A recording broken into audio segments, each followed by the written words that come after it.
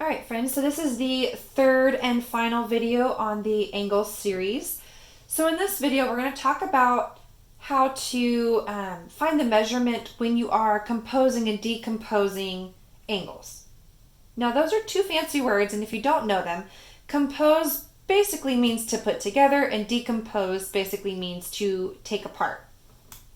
But as always, remember that you do need to take an active role in your learning. You should be pausing the video when I ask you to so that you can work out the problems on your own before continuing on and seeing how I work it, okay? So you might need to pause the video to gather supplies, work out a problem, or think about your answer to a question. And then at the very end, I'm going to give you some sort of task or exit ticket to do, and your teacher will let you know how to submit your responses. So the first thing you need to do is go ahead and pause the video so you can grab some supplies. You need a sheet of paper or a whiteboard like what I have here. And you either need two different colors of either markers or crayons or colored pencils. It's up to you, whatever you have around. And you're going to need your protractor from the last lesson.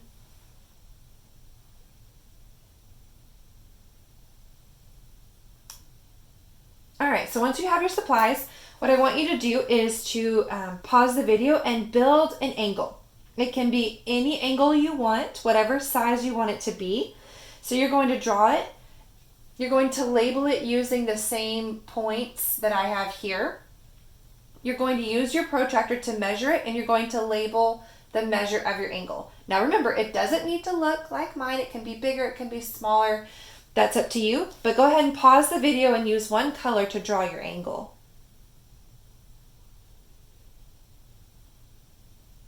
Okay, so I'm going to go ahead and do one just to follow along with you. So when I draw an angle, I usually start with my bottom ray. See, I'm just going to draw a random angle here. I'm going to label it just like what I have here, J, K, L. I'm going to use my protractor to measure my angle. My lines aren't perfectly straight, but that's okay. If you don't know how to use a protractor, go see part 2 of my angle series and you'll learn how to use it. So I'm going to use the right scale here. So this is 40, it's like right at 45. Okay, so that's 45 degrees. Yours might be different, and that's completely okay. So now what I want you to do is I want you to take a new color, and you're going to add another ray using that same common end point, and you're going to label it with a point M on that ray. And then you're going to measure the new angle. So basically from wherever your other ray was, measure this new piece right here, okay? Go ahead and pause the video and complete that step. Okay, so I'm going to go ahead and do mine.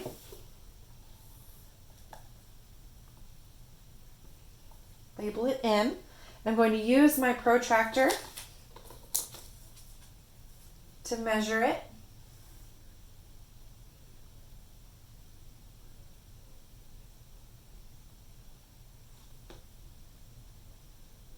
Okay, make sure I'm using the right scale. And it looks to be right at 80 degrees.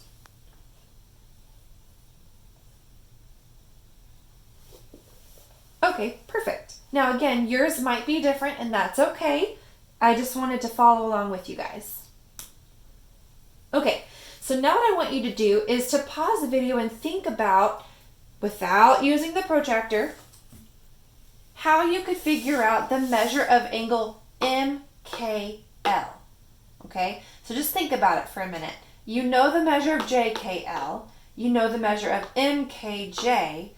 Now I want you to find the measure of MKL. Go ahead and pause the video and think about it. See if you can figure it out.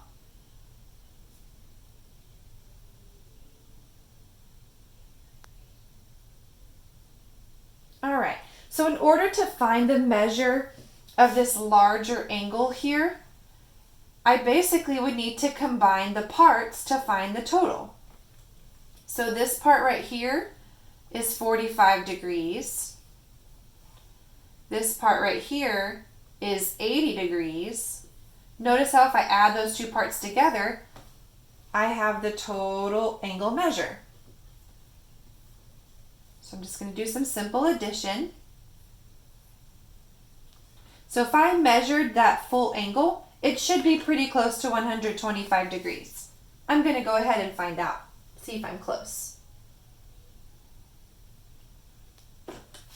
So I lined up my protractor. I'm going to follow the scale. Okay, so here, this line right here is 120. We are pretty close to 125. What this tells us is that angles are additive. That means if you have two angles that are adjacent or right next to each other and they share a ray, you can add the two parts together to find the measure of the whole thing. Okay, so using that same idea, I want you to try to find the measure of a missing angle. Okay, so the information we have here is that angle ABD is 118 degrees. So what I want you to do is, using the information you're given, pause the video and find out what the measure of ABC would be. Remember, no protractor.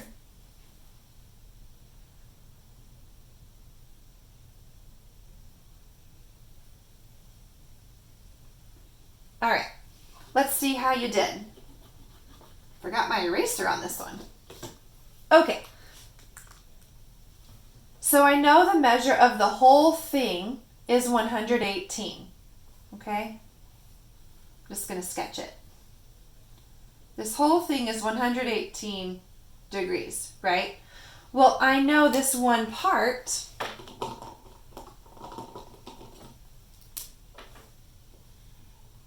is 35 degrees.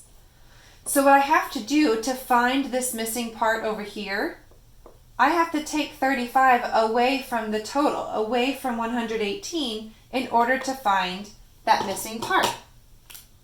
So the whole thing is 118.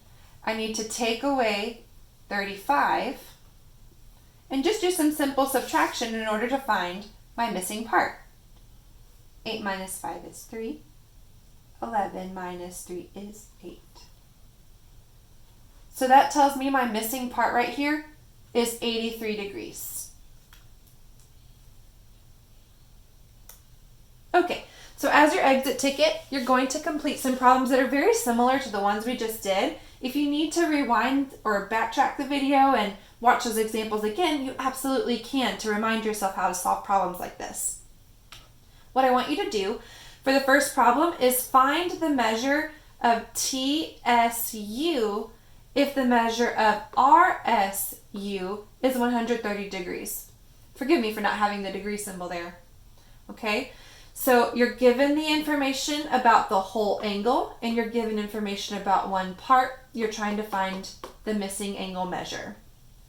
For the second problem, you're trying to find the measure of MNP, knowing what the other two angles are. You know what MNO is, and you know what ONP is. You're trying to find the larger angle, MNP. Okay? So pause the video, work out these problems, and you can submit them to your teacher. Thank you so much for watching, and happy learning.